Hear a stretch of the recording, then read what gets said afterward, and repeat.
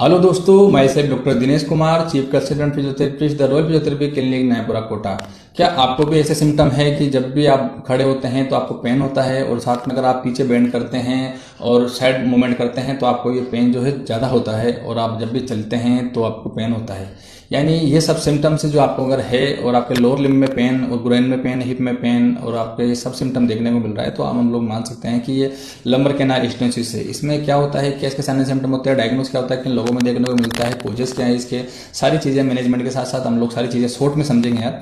तो lumbar canal stenosis में होता क्या है कि जो आपका वर्टिब्रा का स्पाइनल कैनाल होता है उसमें नर्विंग आ जाता है, यानी उसमें स्पेस कम हो जाता है। स्पेस कम होने के कारण काफ़ी होते हैं, तो स्पेस कम होने के कारण वहाँ पे जो स्पाइनल कॉर्ड जो निकली होती है उसमें कंप्रेस आ जाता है, उसमें दबाव आने के कारण आपको पेन, हिप में आप पेन देख सकते हैं, ग्रोइन एरिया में पेन देख सकते हैं, लोअर लिम्ब में आप पेन देख सकते हैं, सेंसेशन, टिंगलिंग सेंसेशन, ये सब आपको देखने को मिलता है।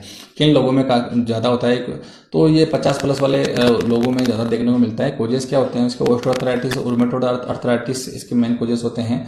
पीआईबीडी और लिगामेंटम हाइपरट्रोफी में भी एक रीजन होता है। तो इसके कैसे आप लोग इसे डायग्नोस करें, जैसा मैंने आपको आपको एक टेस्ट बता रहा हूँ, घर पर आप पता कर सकते हैं। आपको सीधा खड़ा होना है, अपनी कमर को पीछे बेंड करना है, देन आपको जिधर पेन है आप वो उधर बेंड करना है साइड से, और आपको 10 सेकंड रोटेट होल्ड करना है।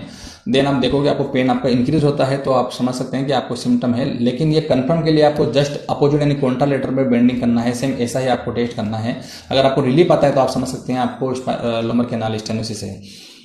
इसका टेस्ट जो है, फर्स्ट तो ये है। सेकंड हम लोग समझ सकते हैं एक्सरे, जो कि ऑस्टियोआर्थराइटिस यानी वेरिएंट टीयर से कंप्रेशन स्पेस कम होना, या फिर उसके जो बोन ग्रोथ की वजह से हम लोग समझ सकते हैं।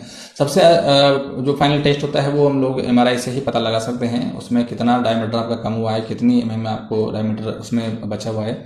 तो मैनेजमेंट की मैं बात करूँ तो सबसे बेस्ट मैनेजमेंट में इसमें फिजियोथेरेपी है। सेकंड इसमें मेडिकेशन के लिए आप जा सकते हैं। थर्ड में आपको सर्जरी के लिए आपका उसमें जाना पड़ सकता है। बट आपको अगर ये स्टार्टिंग पेज है तो मेरा मानना है कि आपको फिजियोथेरेपिस्ट के पास जाना चाहिए। वो कुछ स्पेशल एक्सरसाइज आपको करवाते हैं, जो कि single knee to chest, double knee to chest, child pose, या फिर वो कंप्रेशन के साथ आपको कुछ मैनिपुलेशन करते हैं, जो कि आपको काफ़ी रिलीफ वहाँ आ सकता है।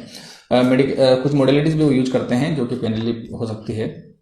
फिर भी आपको रिलीफ नहीं आता है इसके दौरान, तो आप मेडिकेशन के लिए जा सकते हैं, जो कि वो non steroid anti inflammatory medication आपको एडवाइस करते हैं, साथ में गाबापेंटिन वगैरह ये एडवाइस करते हैं।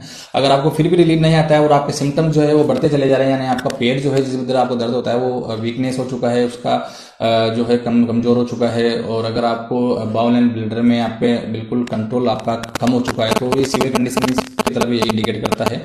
तो इन केसेस में हम लोग आपको सीधे सर्जरी के लिए एडवाइस करते हैं, और आप सीधे सर्जन के पास जाके इसको ऑपरेट करवाइए।